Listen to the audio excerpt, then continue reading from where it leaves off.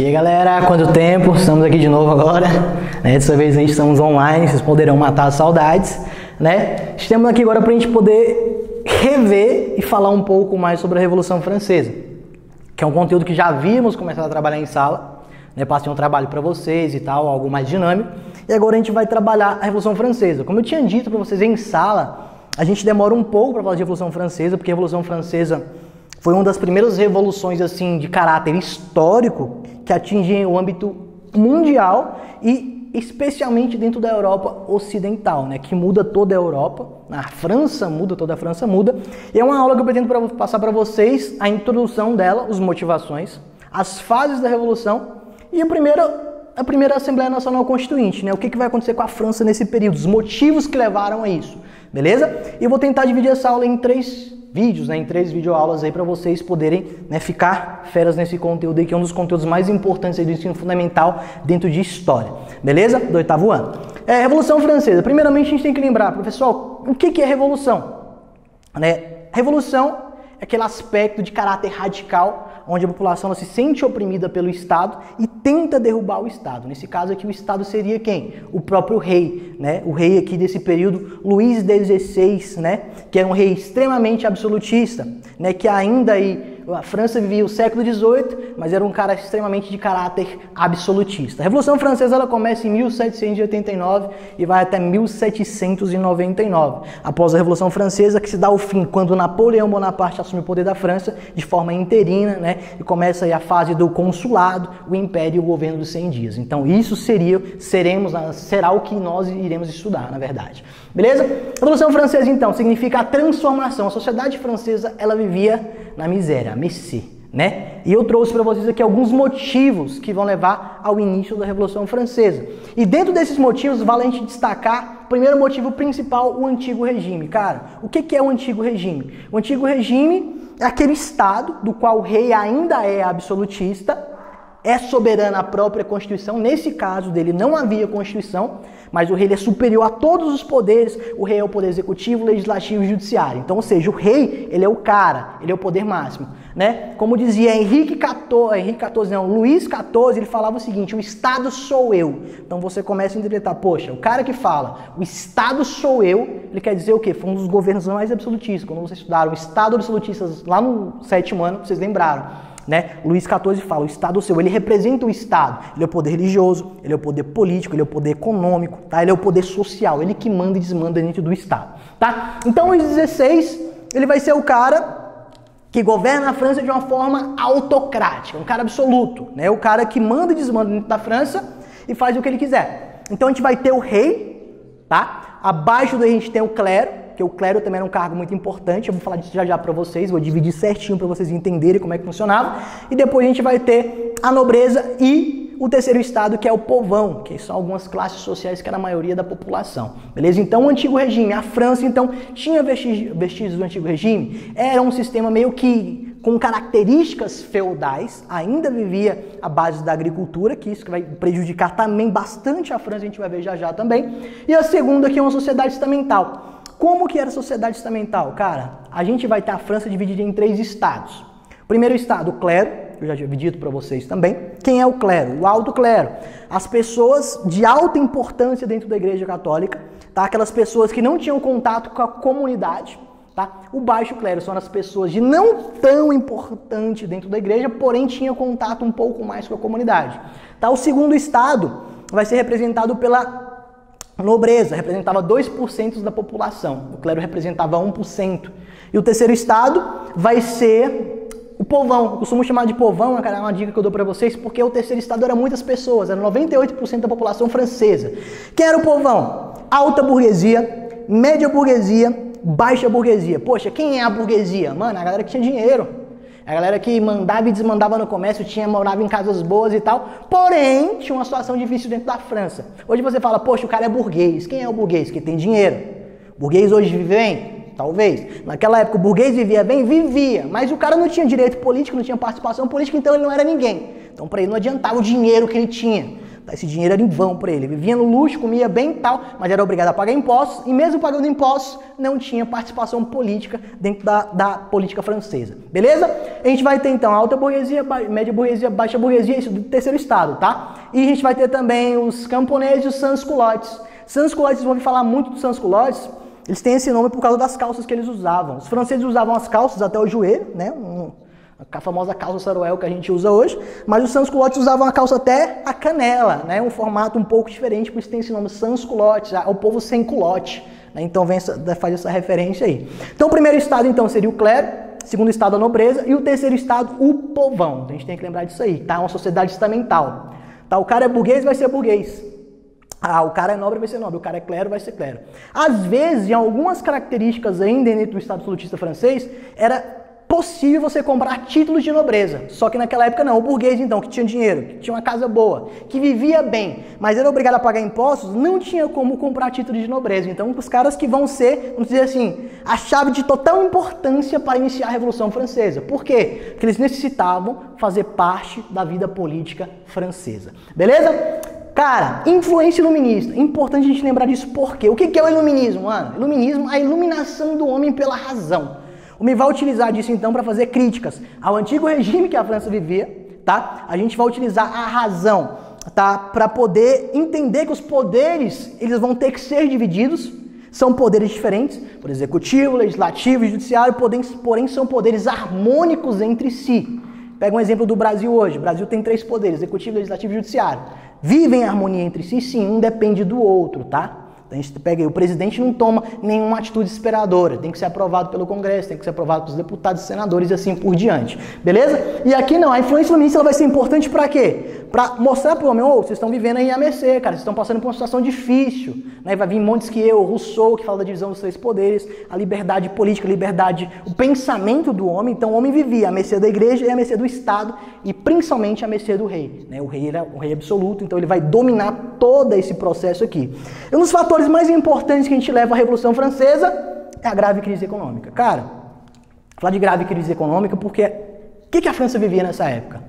O povo francês tinha vontade de pão, não tinha trigo, não tinha cereais, então o cara tá vivendo meio que, né, vamos dizer assim, uma situação desesperadora. E o que as pessoas não fazem quando estão com fome, né? Então você pensa assim, poxa, a fome é um dos principais motivos que levaram à Revolução Francesa. Assim, o povo tá com fome, o povo quer comer, cara. Eles vão comer o quê? Né? O rei não tá nem pros caras, o rei quer saber do privilégio dele, a nobreza quer saber do luxo dele, dos banquetes dele. Se vocês pegarem alguns filmes aí, tipo Versalhes, Maria Antonieta, forem assistir isso, vocês vão perceber o tamanho do luxo que a corte francesa esbanjava pro povo, apesar da situação que eles viviam. É importante a gente lembrar disso também. Beleza? A gente tem que lembrar, professor, o que levaram à crise econômica? Cara, a Guerra de 7 anos. O que foi a Guerra de 7 anos? Uma guerra entre França e Inglaterra, né? Guerra por disputas coloniais, onde a França faz altos investimentos dentro dessa guerra e o resultado é a derrota para a Inglaterra, né? Então, assim, a França participa de uma guerra, não obtém um resultado esperado nessa guerra, e todo país, todo estado que entra em guerra, ele faz gastos financeiros, ele investe em soldados, treinamento de soldados, alimentação, munições, ferramentas, armas, né? Então você pensa assim, poxa, o país que passa por uma crise, entra em uma guerra, faz gastos com essa guerra, e não obtém um resultado esperado com essa guerra. Outra coisa importante, a França vai enviar tropas para ajudar a independência dos Estados Unidos. Para lutar contra quem? Contra a Inglaterra. E só que nessa guerra a França já ganha. Mas ela gasta mais do que ela ganha. Então o resultado, assim, o retorno econômico não houve, né? Então isso aí também seria um processo muito importante que motivou a Revolução Francesa. Alta carga tributária. Cara, como alta carga tributária? Eu sou o rei. Preciso pegar dinheiro para financiar o processo de guerra, para financiar o meu luxo, para financiar a minha corte, para financiar o clero, para financiar a nobreza. Quem vai pagar? O povão, a maioria da população, 98%, o terceiro estado, ele vai pagar essa carga tributária.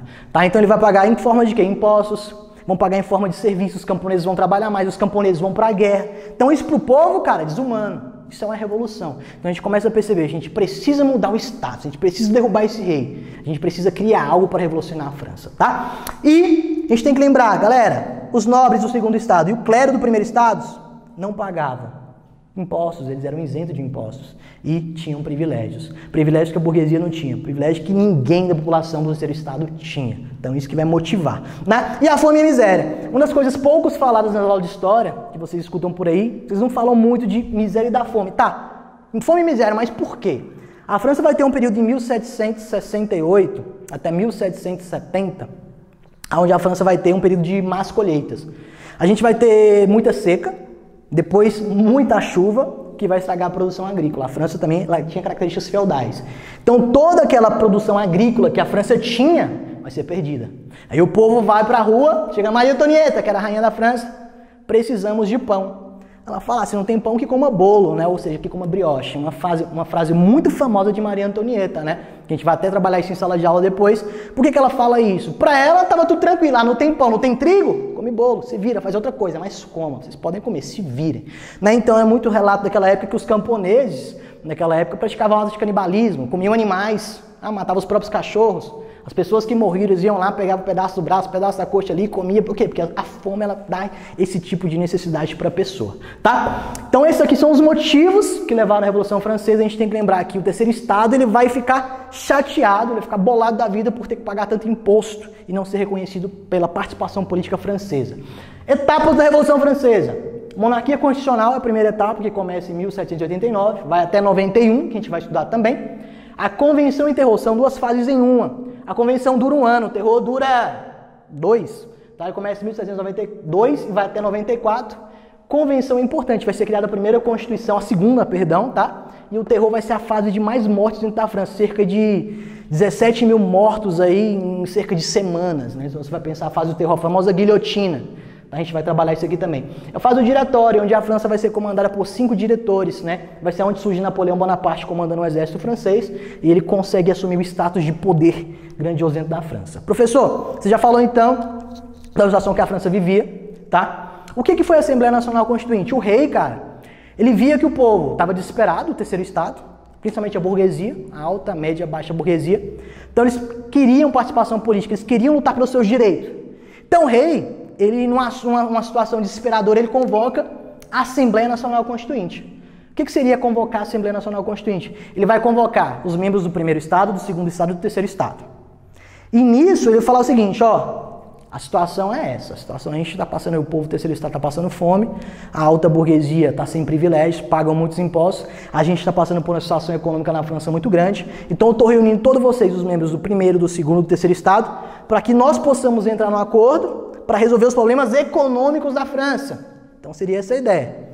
Aí o pessoal do clero já fica meio assustado, o pessoal do segundo estado também já fica meio assustado. Oxe, eu vou ter que pagar imposto agora, né? Nunca paguei, né? Então, meio que o rei vai fazer o seguinte, ó, para a gente poder solucionar a situação da França, eu vou ter que exigir que o primeiro e o segundo estados deixem um pouco do seu privilégio e passe agora a pagar impostos, porque nós precisamos reerguer a França, o povo está com fome, o povo está desesperado. Beleza, então essa votação é levada para a Assembleia, só que o primeiro, o segundo e o terceiro estado eles não concordam com o método de votação, porque o método de votação ia ser por estado. Então a gente tem primeiro estado, o clero, segundo estado, a nobreza, terceiro estado, o povo. Se esse tipo de votação dentro da Assembleia Nacional Constituinte era por estado, a gente percebe que o primeiro e o segundo estado têm os mesmos interesses. Então seria 2 votos a 1, que é do terceiro estado. Obviamente que na teoria, não precisa ser tão gênio de matemática para saber que o primeiro e o segundo estados iriam ser a favor, né, da sua votação contra o que foi estipulado pelo rei, tá? E o terceiro estado então ia perder o sistema de votação. Não contentes com isso, o terceiro estado se retira da Assembleia. O terceiro estado vaza, falou, não, tá errado, nós não queremos o sistema de votação dessa maneira, nós queremos o sistema de votação feitas por cabeça. Ou seja, se eu tenho 98% da população formada ali pelo terceiro estado, eu vou pegar, a gente vai votar por cabeça, quem vai ganhar a votação? O terceiro estado. Só que eles não aceitaram. Então o terceiro estado se retira, vai para a sala da Pela. O que seria a sala da Pela? A sala da Pela seria aquela sala onde... naquela época os franceses jogavam tipo uma espécie de tênis, usavam raquete, era um esporte daquele período, a quadra. Então ele se reúne e fala para o rei, nós não iremos sair daqui enquanto o senhor não criar aí uma constituição para a França, dando os direitos para a burguesia. Então eles ficam lá reunidos e o rei fica, cara, na loucura, pô, desesperado. Enquanto isso, são distribuídos dentro da França jornais, folhetos, falando, mostrando para o povo a situação que a França vivia, e é agora que o bicho vai pegar. Por quê? Então o terceiro estado sai da Assembleia Nacional Constituinte, vai para a Sala da Pela, tá? Ficam lá até falar para o rei formar uma Constituição, enquanto isso sai distribuindo na rua jornal, panfleto e tal, divulgando as ideias iluministas, e começa o que é chamado de Grande Medo. Mano, camponeses revoltados da vida, passando fome, vão invadir as casas da nobreza, as terras do clero, vão matar os nobres, muitos nobres vão fugir de medo, vão estrupar as mulheres. Então você pensa assim, poxa, os camponeses revoltados, porque estão passando fome, começam a fazer esses atos, saquear tudo, roubar dinheiro, sim. Aí o rei fala, lascou, eu preciso agora arrumar uma atitude. Então o rei ele vai criar uma Constituição, o rei ele se vê pressionado, não respeita o primeiro e segundo estado, vai atender o direito do terceiro estado e cria uma Constituição para a França. E nisso também a gente tem que falar essencialmente do marco inicial da Revolução Francesa, porque é aqui que a Revolução Francesa começa, com a queda da Bastilha, em 14 de julho de 1789. O que foi a queda da Bastilha? O que representava a Bastilha? A Bastilha era uma prisão, tá? E essa prisão era o símbolo máximo do absolutismo, um dos símbolos máximos, tinha um palácio de Versalhes também. Então essa queda da Bastilha vai representar isso, uma prisão que representava o absolutismo, onde todos os prisioneiros de guerra que eram contra o absolutismo eram presos naquela prisão. Só que lá tinha, nesse dia, se eu não me engano, era 2 ou 3 presos intelectuais que defendiam o iluminismo. Então as pessoas vão invadir a Bastilha para quê? Para falar, nós invadimos a Bastilha, então nós já derrubamos algo que é contra o absolutismo. Eles vão invadir a Bastilha para pegar em armas. Vão libertar os 2 prisioneiros que estavam lá, vão pegar armas e lutar contra o rei. Então o rei fala, mano, lascou, preciso criar uma Constituição. Então ele vai criar uma Constituição, que é a primeira chamada monarquia constitucional, do qual o rei vai existir, porém, abaixo de uma Constituição, perdão. Então ele vai governar do lado de uma Constituição. E dentro dessa Constituição que a gente vai falar, a aula que vem, a gente tem que citar 2 coisas importantes. A Declaração do Direito do Homem e do Cidadão e a Constituição Civil do Clero. O que seria a Declaração do Direito do Homem e do Cidadão? Mano, o nome já fala. É uma Constituição que possui 17 artigos e todos esses artigos são inspirados nos dias de hoje, tá? Que fala sobre o direito de ir e vir do homem, a liberdade de expressão, o direito à propriedade privada, a coletividade, né? O homem ser livre, não ser submisso nem à igreja e nem ao rei, tá? É curioso que vocês leiam depois esses 17 artigos que falam sobre a Declaração do Direito do Homem e Cidadão. E a Constituição Civil do Clero é onde a França agora se torna um país laico. Ou seja, o Estado do clero não vai interferir nos assuntos econômicos e políticos da França. Tá? Então a gente fica por aqui nessa aula, a gente falou de todo esse processo. A aula que vem a gente fala da monarquia constitucional, convenção do terror e, por último, diretório. Até a ida de Napoleão Bonaparte. Até mais, a próxima a gente continua. Valeu, galera, tamo junto.